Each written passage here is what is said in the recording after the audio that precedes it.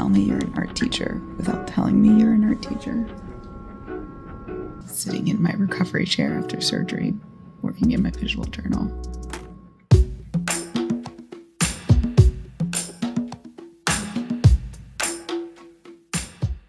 Last time on Dear Sketchbook. It is January. So we are back from break. We are going to do a lot of art show prep. We are getting the art room reset up. They are 90% finished on their fishes. We are trying to survive the snow day apocalypse. People are freaking out. There's nothing in the groceries. And it's almost finals time. It's crunch time.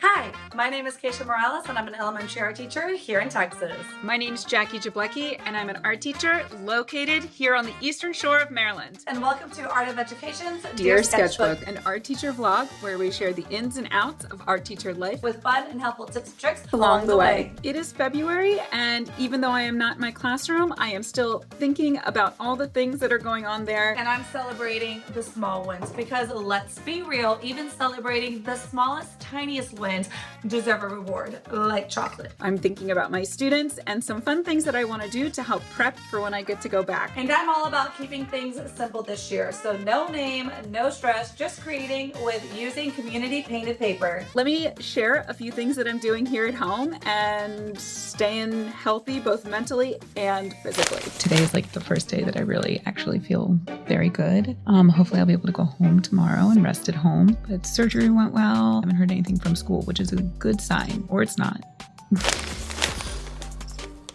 So I feel like if you're an art teacher, you just need to have painted paper on hand. The way that I have this set up though in my classroom is I turn it into community paper. We'll make a ton of painted paper, different colors, different shades, different values, all the things. I will take all that painted paper, divide it up by colors, and put it in our community area. I just come here, grab the colors that I need, chop it up to size, so we're not being wasteful. And what I also like about painted paper is that you can just take this and add more stuff to it, whether it's oil pastels or textures, and just, you can turn it into anything. It's a fun way to get the kids involved, and I love that. So you need a shelf. Check out this resource with ideas on how to make painted paper. It includes variations of ideas on how to add texture and make your paper more interesting. You can find this resource and many more like it in Lex curriculum, which we will link down below. Plus, you can bookmark your favorite resources and organize them by classes so you can find everything you need when you need it. Good morning from my hospital room. It is going home day. 6 weeks to sit at home and try to recover, which is very hard to do when you're a very independent person.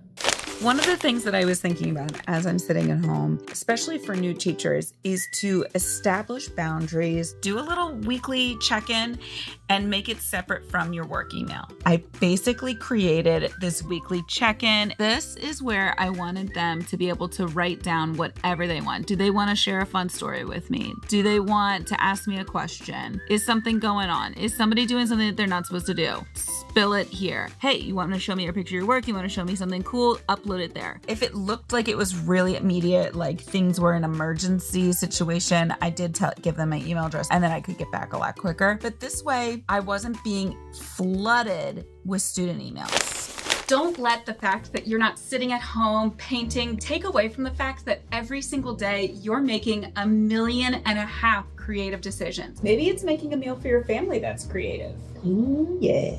Maybe it's exploring different patterns, colors, and combinations of clothing. It might be cold and dreary, but thinking about how colors go together and different plants, that's pretty creative as well. Taking time to make sure that we are staying healthy, both physically and mentally, is so important because then we can show up for our students the way that we want to show up for our students. If you're looking for more tips on taking care of yourself, be sure to check out the Curbing Art Teacher Burnout Pack in Pro Learning. One of the modules is all about investing in yourself, including how to eliminate stressors, how to advocate for your needs, exercising, and eating right. We'll be sure to include a link below if you're interested in checking it out. So I'm working on some top secret art projects right now. Is it a lot of work?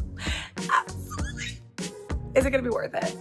Absolutely. Absolutely. We got Earl and Roberta protecting it at all costs. But let me show you how we're having to make this though, okay? Number one, collect about 1,000 water bottles or more, and then spray paint the water bottles, which I'm having to do that. Slice a little bit with a box cutter on each side, and then I have a bunch of kids that are hot gluing each side to melt it, and then they are running a wire through it to create starfish looking things. Look how epic this looks. So let me show you step by step how to start your own metal embossing. And for this, it's actually best to work on a soft surface, a dishcloth or a piece of canvas, even a recycled mouse pad. So let me show you how to get started. And I'm gonna go first by breaking down my can. These parts I am not gonna need. Please be mindful that these are very, very sharp. The edges here are going to be a little bit rough. I am going to cut the sides and start to make them look a little bit more even. So I'm gonna draw my design and then I'm gonna get to embossing. Just using a dull pencil works best. Pushing down pretty deeply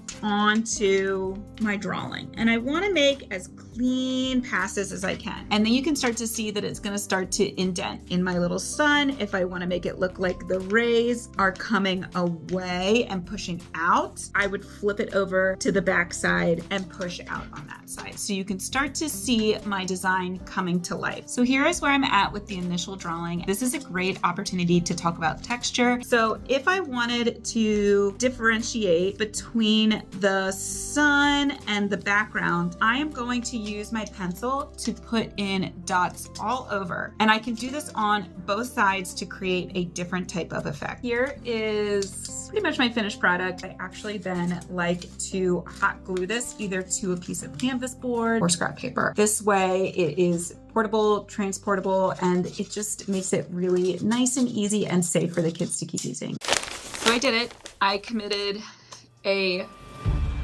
teaching cardinal sin. I got an email from my long-term sub, and it prompted me to want to go in and help her. They had completely wiped through all the glue sticks for second semester. So I ended up going and buying some and dropping them off. When I did, that was one of the first times that I had gone in and actually seen my first semester's finals. There were so many unfinished things. It's that sense of guilt because I have this pride for what my students do, and I know that they have pride in it, but I always, I wanted to be there to support them, and I felt like in that moment, that was probably one of the first times I really felt like I maybe wasn't there for them. And it made me feel really guilty. And I am really struggling. I'm gonna do a little visual journaling. I'm gonna do some drawing and try to get a fresh perspective on it. What's the right thing to do?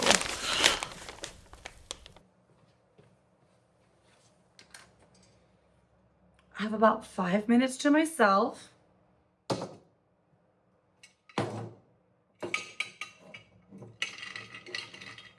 We have milk chocolate caramel, my little reward for getting through kindergarten, okay? Because that was hard. That was 55 minutes of hard work, okay? It has been quite the difficult year from classroom management, behavior problems. It's a lot, okay? But I feel like as educators, we have to set something for ourselves, whether it's with a piece of chocolate or, getting with our friends on the weekend or treating ourselves on a Friday morning because we made it through the week. You should be proud of you, boo-boo, and you deserve whatever treat you decide to give yourself. You are an educator. You are molding the mind. You are shaping the future artistically, creatively, okay?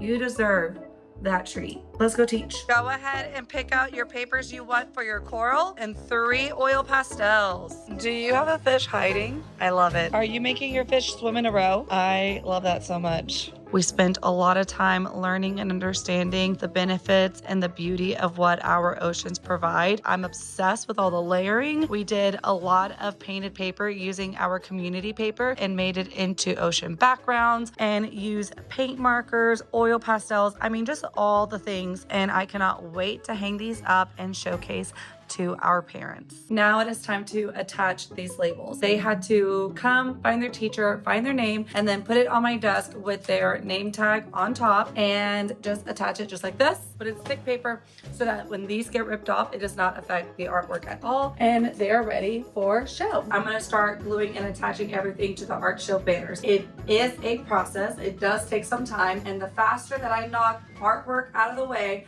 the faster we can get back to making all the fun decorative things for the show. So the high school that I feed into, the department chair there is actually one of the people who is in charge of the student community art show that I really love having my students involved in. I was really worried that I wasn't going to be able to pick pieces. Automatically, my high school fed teacher went in and handpicked pieces for the art show and is making labels. And I'm just so thankful because this is such an incredible opportunity for my students to not only show their work in the community, but be recognized. This is a high school teacher. She went in and looked at 6th, 7th, and 8th grade works and picked things that she felt like were top tier. And I'm just super duper proud of the way that they've turned out. So I'm very thankful for my team. There are so many fun ways that you can create interactive elements inside your book. They can be as simple as just pages that fold in and out. They can be pull up reveal pages. They can get a little bit more complex with something called a waterfall. This is a way for me to test out different things that I can do with students when I'm not at school. What we're looking for is for it to open up like this. So I am going to take my first fold and fold in on both sides. The next thing that I want to do is I want to take one side and fold it to that crease that I made on the other side. And then back again on the other side.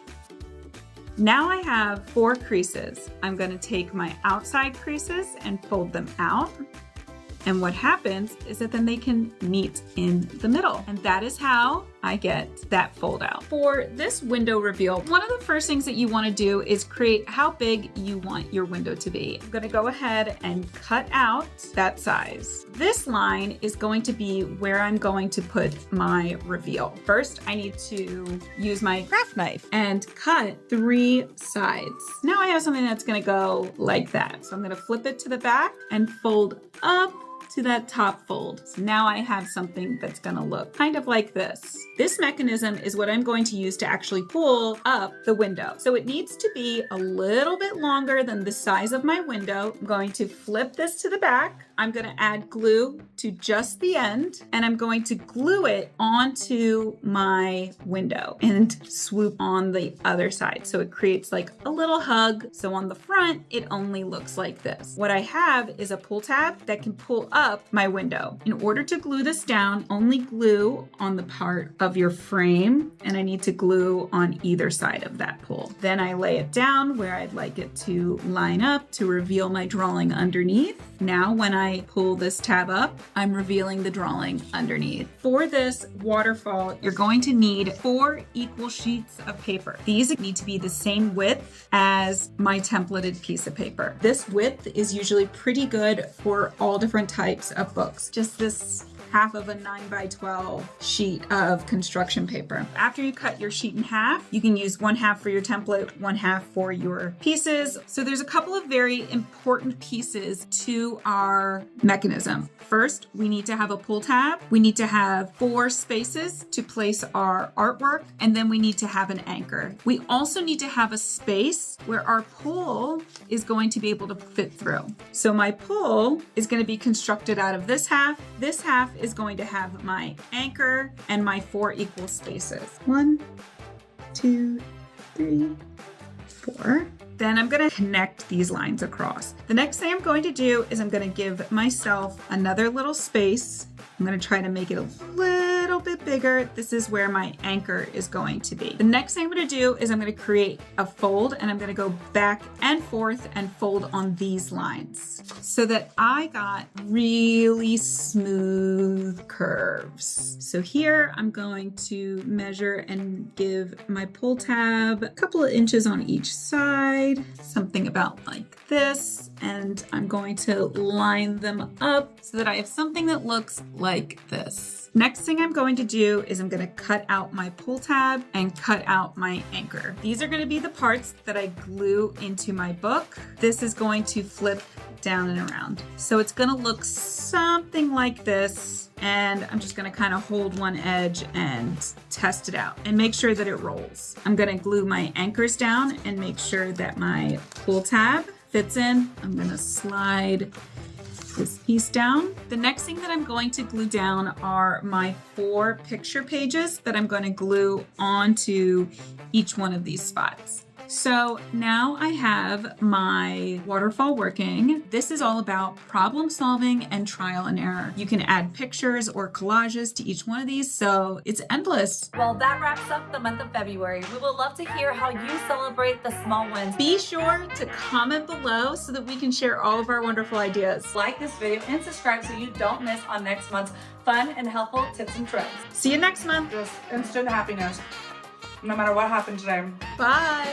You are not going to believe what's happening next, so stay tuned. Hello, my name is Keisha Morales. I'm an elementary art teacher, and apparently I don't know how to do math, which is probably why I teach art. I miscounted the amount of days I had until my art show.